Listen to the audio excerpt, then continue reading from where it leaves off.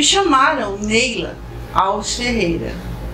Sou filha de um carpinteiro e uma dona de casa. Meus pais, eles eram semi-analfabetos.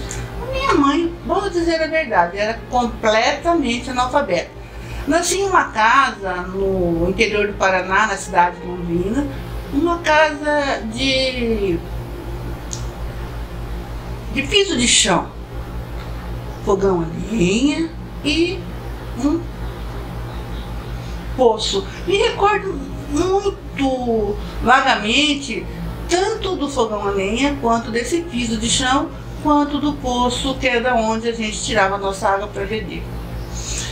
Família grande, muito pobre, mas a mãe, ela sempre teve na cabeça que filha mulher, era assim que ela falava, não poderia jamais depender de homem algum.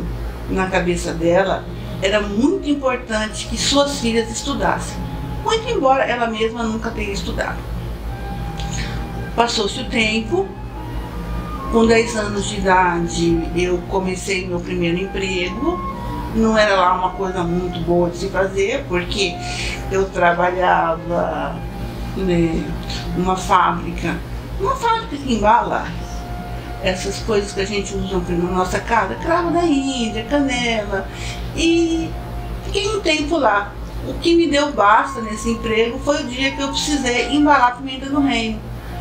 Olha, vou dizer, o servicinho difícil e doído, porque a partir do momento você encher um saquinho, 2 saquinhos, 3 saquinhos de pimenta do reino, vai tudo muito bem, mas a partir de um determinado momento, quando aquilo começa a impregnar suas mãos, começa a voar o vapor pro teu olho e pra tua boca, ninguém mais aguenta. Abandonei o emprego e voltei pra minha casa e avisei a minha mãe, não volto mais lá, não vou fazer mais esse serviço. E continuei em casa fazendo os serviços domésticos, até que aos 14 anos comecei de fato a trabalhar, e aí não parei mais até hoje. Meus primeiros empregos são esses empregos que filhas de pobres arrumam, né? Balconista, esse serviço de contínuo, e até que eu estava já na idade de prestar vestibular, sempre estudando, trabalhava e estudava. Desde os 14 anos eu trabalhava de dia e estudava à noite. Quando eu terminei o 2º grau, fui trabalhar numa empresa no setor de cobrança e me pediram para trabalhar no caixa. Foi aí que eu aproveitei, porque como no caixa tinha muito tempo sem fazer nada, né? Que você dependia, era uma empresa de venda de pneus e não tinha assim tanta correria nesse caixa. Algumas pessoas me emprestaram as apostilas e eu comecei no caixa a estudar para o vestibular.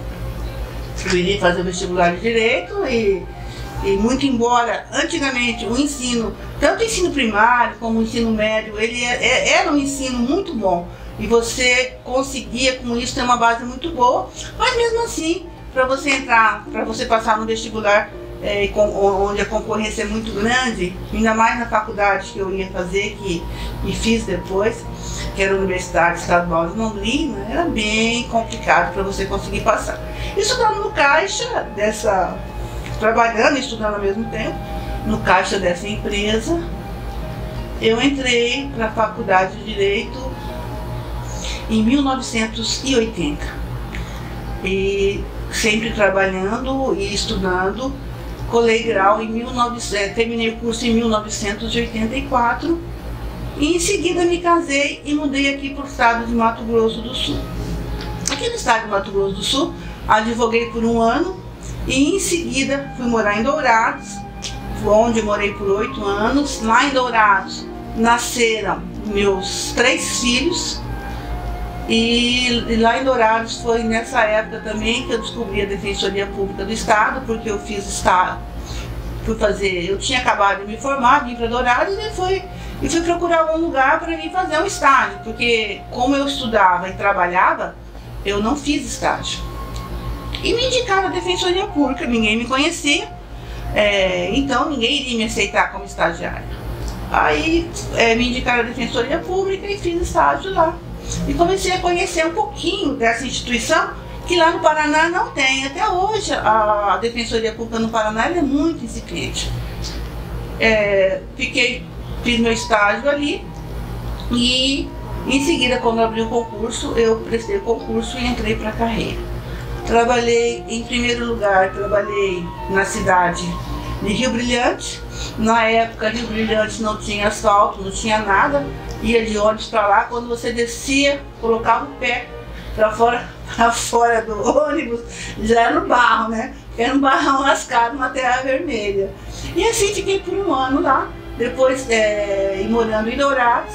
Aí me removi para Itaporã, que era bem mais próximo, e de Itaporã acabei indo trabalhar em Jardim. Nesse meio tempo, meu marido precisou vir trabalhar aqui em Campo Grande, porque até então ele trabalhava de gerente na Caixa Econômica Federal no setor de informática em Dourados. Aí chamaram ele para vir para esse mesmo setor aqui em Campo Grande. Ele veio para cá e eu trabalhando em Jardim. Indo e vindo de Campo Grande a Jardim, ainda fiquei uns 3 anos, até que eu vim para Campo Grande e aqui permaneço desde então. Nesse meio tempo, eu tive oportunidade que a vida me deu, que não dão para todas as pessoas. Eu tive a oportunidade, por exemplo, de, numa militância em defesa da mulher, ser presidente do Conselho da Mulher por 3 vezes consecutivas, né? Consecutivas no livro, alternadas, em outras vice-presidente, onde a gente pôde trabalhar muitos assuntos, inclusive ajudar no lobby para a instalação do laboratório de DNA, que é o laboratório que faz os exames hoje, inclusive para investigação de paternidade. Na época era o governo do PT, e a primeira-dama, na época, ela encampou pessoalmente esse pedido que as mulheres faziam, porque havia na época, muitos casos de estupro e barbaramente as mulheres tinham que tentar, através de um vidro, identificar aquele sujeito, se era aquele sujeito ou não era aquele sujeito que tinha cometido o crime com ela. Porque nós não tínhamos exame de DNA aqui no estado, principalmente para esses casos de estupro, e as investigações de paternidade, esses exames eram levados para fora do estado. Nessa época, na presidência do conselho, nós conseguimos, né, não sozinha, mas o conselho todo e a pressão que se fez sobre o estado, e que fosse instalado esse laboratório de DNA. Da mesma forma, a primeira casa, abrigo para mulheres vítimas de violência, também foi nessa época em que eu estava compondo o conselho. Estive também presidindo o Conselho de Direitos Humanos várias vezes, e pude também ter a chance de coordenar as conferências estaduais de direitos humanos aqui no estado, a 5ª, a 6ª e a 7ª. Eu estive participando como uma das coordenadoras, e a partir daqui levar as nossas propostas para o governo federal, e muita coisa acabou virando lei posteriormente. Nessa nossa briga, na época de militância na defesa da mulher, a pressão maior era para que se parasse de aplicar a lei dos juizados especiais da violência doméstica, porque, via de regra, a mulher denunciava o marido por estar sendo vítima de violência. Esse marido, ele ia para o juizado especial de pequenas causas e acabava transacionando no juizado de pequenas causas, às vezes ele aceitava entregar uma cesta básica como pena, e a gente sabia que várias vezes essas cestas básicas eram tiradas da própria despensa da casa da mulher que apanhou. E com a Lei Maria da Penha a gente consegue superar isso, e não há mais aplicação do procedimento da Lei 9.099, que é a Lei dos Juizados Especiais na violência doméstica. Nessa minha caminhada na Defensoria Pública, eu pude participar de muitas coisas que, sob o meu ponto de vista, no meu entendimento, são coisas muito importantes para o estado do Mato Grosso do Sul. Lembro bem da briga do LGBT para a inclusão do nome social, que também é dessa época que eu estava no Conselho de Direitos Humanos.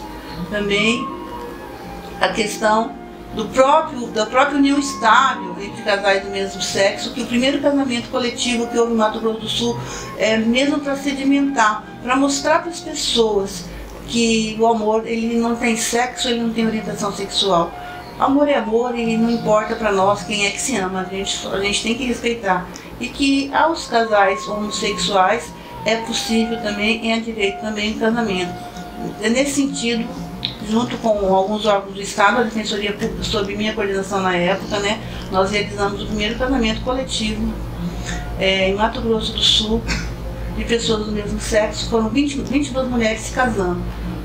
Foi um dos eventos mais emocionantes que eu já participei, porque a emoção dessas pessoas que se viam dentro de um órgão do Estado, fazendo casamento, e sabendo que estavam sendo respeitadas pelo Estado, que o Estado estava reconhecendo o direito delas de serem felizes juntas, essa emoção ela ficou impregnada no ar do local onde se realizou esse casamento. E dava a impressão que você poderia até cortar o ar com a mão, de tanto que você sentia essa emoção dessas pessoas. E não era só delas não, era dos pais, era das mães, era dos padrinhos que estavam lá, enfim, todas as pessoas que conheciam o sofrimento daquele casal ali que estava sofrendo preconceito, e sabendo que a partir daquele momento iam se apresentar como casados legalmente. Foi muito interessante, foi muito legal, e é uma coisa que eu não esqueço. Acho que pode até morrer, não vou esquecer esse sentimento que ficou no ar ali, com esse reconhecimento do Estado em relação a essas pessoas. Eu sempre busquei, na minha carreira como defensora pública, trabalhar meio que no vácuo da Defensoria Pública, aquilo que ninguém quer fazer. É isso que eu gosto de fazer. Nesse sentido, quando a Defensoria Pública não tinha assim, muita movimentação em relação à questão das pautas das mulheres vítimas de violência, era lá que eu estava. Depois, quando isso meio que outras pessoas se interessaram pelo tema, eu devagarinho fui saindo e fui trabalhar mais ligada à questão LGBTI, porque nessa oportunidade também era uma pauta meio relegada. Ninguém gostava de trabalhar com essa pauta. Fiquei nessa pauta por muito tempo, fazendo essa defesa, atuando junto com os movimentos sociais dos LGBTs. Em seguida, quando na Defensoria Pública despontou outras pessoas interessadas em trabalhar com esse tema, eu percebi que eu já era dispensável ali, eu fui para a pauta dos povos tradicionais, e hoje trabalho muito mais ligada à questão indígena e quilombola. E cigana também, embora a cigana, na nossa pauta com os ciganos ainda estejamos devendo. Trabalho muito mais com indígenas e com quilombolas. A questão indígena no Mato Grosso do Sul, até o nome, questão indígena. Os problemas que os indígenas enfrentam em Mato Grosso do Sul, melhor formulando a minha fala, são muito sérios e são centenários, todo mundo sabe. Se você for estudar a história do Mato Grosso do Sul, ela reflete muito da história do Brasil, quando os indígenas eles são paulatinamente segregados de seus lares, de suas terras, e são colocados em pequenos lugares para devagarinho se integrarem. É aquilo que chamou-se na época de integração nacional. Então, esse indígena tinha que se tornar igual a nós. O caso é que indígena nasce indígena e morre indígena. Ele vai permanecer indígena enquanto viver. Ele pode estar morando lá numa reserva do Mato Grosso do Sul, numa aldeia no norte do Brasil, em Nova York, na Inglaterra, ele não vai deixar de ser indígena. E a Constituição garante a ele o direito de manter a sua tradição de modo de vida. E é a partir de então que eles passam, inclusive, a lutar, a ter vez e voz, e lutar por aquilo que já haviam perdido, principalmente as terras. É essa a essência da briga de terras em Mato Grosso do Sul, de um povo que era invisibilizado, de um povo que ninguém enxergava, para um povo que a Constituição de 88 lança o foco, lança as luzes, e eles passam então a brigar por si próprios. A partir desta briga, passa a existir muito preconceito em volta dessas pessoas. Então, em Mato Grosso do Sul é difícil para o indígena tirar o registro civil. Em Mato Grosso do Sul é quase impossível o indígena conseguir o seu RG, carteira de trabalho, CPF, vai colocando na lista o que você bem imaginar que para eles vai ser difícil. É difícil entrar no fórum, é difícil entrar no cartório, justamente por essa visão que nós temos deles, essa estranheza que a gente tem nessa convivência com os indígenas, principalmente os indígenas Guarani e Kaiowá. Nesse sentido, a Defensoria Pública, e eu coordeno um núcleo que atende esses indígenas, a gente tem ido para o interior do estado e fazendo esse trabalho de aproximação do indígena ao Estado, né, através da Defensoria Pública, tentando facilitar a vida dele, tanto na confecção de documentação, quanto no acesso à justiça por outro interesse que ele tem. Então, a minha tarefa hoje em Mato Grosso, na Defensoria Pública, é dedicar-se a essa questão indígena. Mas a minha lotação primária mesmo na Defensoria Pública é o trabalho perante o Superior Tribunal de Justiça e o Supremo Tribunal Federal. Estou numa Câmara, a 12ª Câmara, né, atendo aos processos que vêm do interior para o Tribunal de Justiça, e a partir do Tribunal de Justiça para Brasília é minha obrigação fazer os recursos. E é interessante você analisar as pessoas sob o ponto de vista do processo. Você receber processo do estado todo e ver tudo o que acontece da beiradinha lá do Paraná para a Bolívia, para o Paraguai, e verificar quanto o nosso povo ainda necessita de fortalecer os seus direitos. Levamos para Brasília processos de questão de saúde, processos de reintegração de posse, qualquer tipo de procedimento que envolva o dia a dia das pessoas e que possa gerar atrito, acaba chegando no meu gabinete e tenho que trabalhar com esses processos e levá-los até Brasília. Nessa labuta que eu já relatei em relação à defesa dos direitos humanos, e sempre, como disse, procurando atuar com aquelas pessoas que eu percebia que ninguém queria atuar, percebi que não é só você trabalhar no dia a dia do processo, né, individualmente. Precisamos também conquistar mentes e corações. A partir daí, tenho também escrito na área de direitos humanos em vários recortes. Infância e adolescência, indígena. Na questão indígena, principalmente em relação aos presos indígenas no Mato Grosso do Sul. Mato Grosso do Sul, desgraçadamente, é o primeiro estado em presos indígenas do Brasil, provavelmente do mundo. E tenho escrito sobre isso e tenho sido procurada também. Ontem mesmo a OAB Nacional preparou um seminário em que eu participei para discorrer sobre essa situação dos presos indígenas de Mato Grosso do Sul. Então,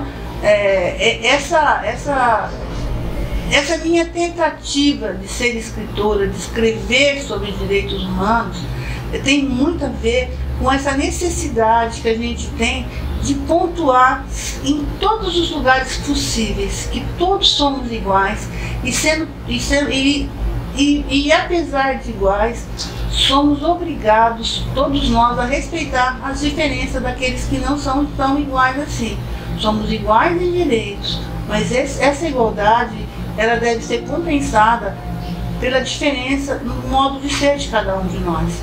Então eu não posso exigir de uma pessoa que está lá na beira do APA, exigir que ela pense e raciocine como alguém que nasceu e viveu dentro de uma capital como Campo Grande. Então, direitos humanos é você dizer à pessoa que ela tem sim o direito de ser feliz do jeito que ela é, do jeito que ela nasceu.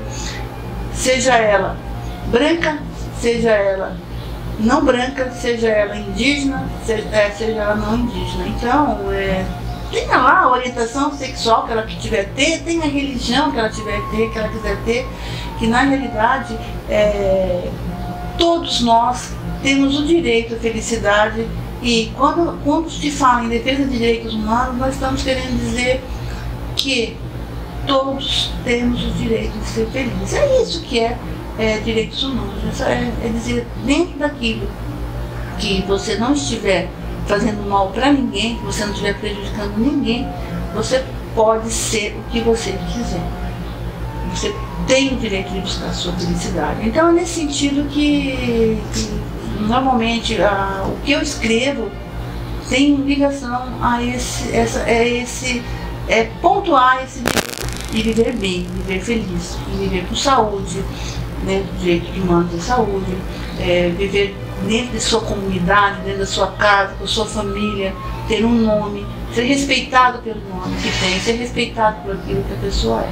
Então, nesse sentido, é o que tentando, né, pontuar essa minha posição em relação à defesa das pessoas serem o que elas querem ser, elas serem felizes do jeito que elas são, e que ninguém tem o direito de se intrometer nisso, desde que a pessoa não esteja fazendo mal para ninguém, e nem desrespeitando ninguém, e nem invadindo o espaço de ninguém.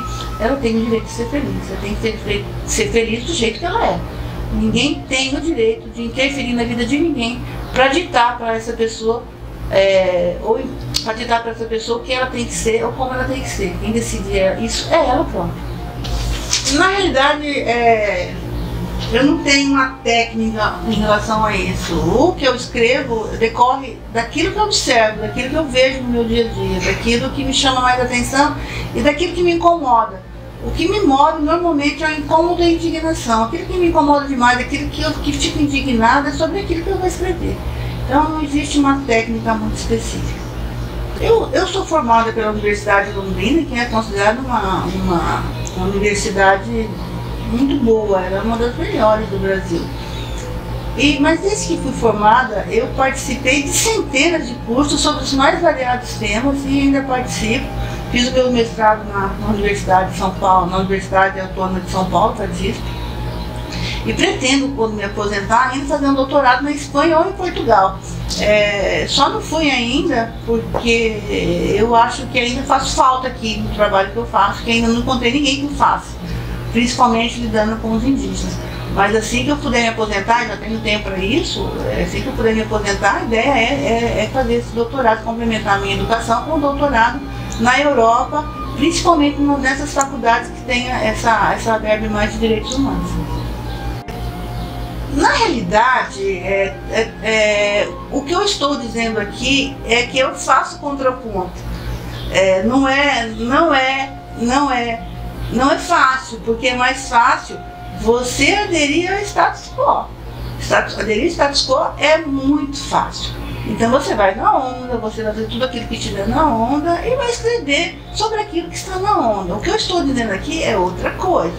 O que eu estou dizendo aqui é que existe no Brasil muita diferença entre as pessoas, existe no Brasil muito racismo estrutural, que não é culpa de ninguém, isso é da nossa formatação desde a história do Brasil colônia, o Brasil que viveu à custa de escravos, que enriqueceu à custa de escravos, o Brasil que escravizou indígenas, o Brasil que matou indígenas e estuprou mulheres. Então, quando eu falo em direitos humanos, eu estou querendo dizer o seguinte: vamos fazer o contraponto, não é fácil. Para isso, a primeira coisa que tem que ter é, como diz minha amiga Delas Neves, tem que ter o couro grosso.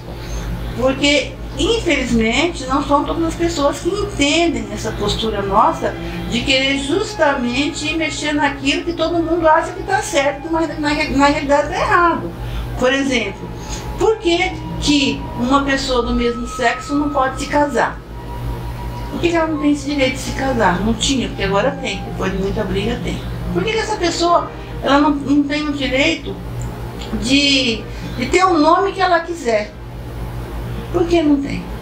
Se ela também tem o direito de ser feliz tanto quanto os demais. Aí partindo para os indígenas. Por que que o indígena ele não pode viver dentro da cultura dele, ele não pode cultuar os deuses dele? Por que que ele tem que ser vítima de intolerância religiosa? Por que que as casas de rezas indígenas têm que ser tacadas fogo, como acontece aqui no Mato Grosso do Sul? Então, é nesse contraponto, É por esse caminho que a gente vai, e não é um caminho fácil não. Então a primeira coisa é você ter o couro grosso. A segunda coisa é estudar, e a segunda coisa é observar. Observar onde é que está a insensatez desse nosso viver. Porque, infelizmente, se vocês observarem a nossa sociedade, pode ser a pior pessoa do mundo, pode ser o maior bandido do mundo. Enquanto ele for rico e ele estiver dando dinheiro para as pessoas, todas as nossas autoridades vão estar visitando a casa dele. Digo todas de maneira geral, mas boa parte vai estar visitando a casa dessa pessoa, vai estar comendo na casa dele, vai estar bebendo na casa dele. Então, na outra ponta é os desvalidos, esses que eles chamam do pessoal que incomoda, do pessoal que não tem nada. Da mesma maneira que nossas autoridades, dentro desse racismo estrutural que a gente vive, ele vai estar dentro da casa daquele sujeito que tem boato que o sujeito não é boa coisa, mas ele vai estar lá porque o sujeito é poderoso, o sujeito tem direito, ele vai virar as costas para aquele que deveria receber a atenção dele também, mas não vai receber porque essa pessoa, na cabeça desse nosso racismo, não é nada, ele é um infeliz. Então é difícil, não é fácil não, tem que estudar, tem que ter o couro grosso, como já disse, e tem que andar sempre para frente. Você não pode titubear e ficar olhando para trás, nem do lado. Tem que ir para frente sempre, não se incomodar com crítica, porque elas virão e os adjetivos também virão. Você tem que ter consciência disso e não se incomodar com isso. Eu não me incomodo, entendeu? Porque se me incomodasse com adjetivos, eu acho que eu já estaria até aposentada. É que todas as pessoas podem ser aquilo que elas quiserem ser. Não existe limites para ninguém. Vai depender de mais ou menos esforço, mas elas podem ser o que elas bem quiserem ser. Se vocês se lembram bem, eu falei para vocês no início da nossa conversa que eu era filha de pais semi-alfabetos. Minha mãe completamente analfabeta e meu pai semi-analfabeto, ele vivia de carpintaria. E eu estudei para me formar em Direito durante o meu trabalho no caixa de uma loja que vendia pneu. Foi lá com apostilas emprestadas que eu estudei para poder conseguir passar no vestibular. Foi fácil? Não foi fácil. Mas foi impossível? Não foi impossível. Então as pessoas, elas podem ser aquilo que elas quiserem ser. Ninguém tem o direito de impedir. É óbvio que muita gente vai vir te aconselhar a não fazer, que é muito difícil, que você não pode, que você não vai conseguir. Mas muitas outras vão te ajudar. Então, ver o foco, ver o seu objetivo e ir em frente, sem se incomodar muito com aquelas pessoas que querem te trabalhar. Nada é impossível, basta esforço e sempre em frente. Parece fácil falar, né? Mas eu sou uma criança quando criança, nasci num bairro pobre, quase uma favela. Não era favela por pouco, foi quase uma favela. E hoje, já basicamente, tudo que eu me propus a fazer, eu consegui fazer. Inclusive, tenho uma família, tenho 3 filhos, meus filhos são muito bem formados, estão encaminhados, né? Meu marido, mesma coisa. Então, na realidade, a gente é aquilo que a gente deseja ser e luta para ser, sem se importar muito com aquilo que um ou outro está dizendo.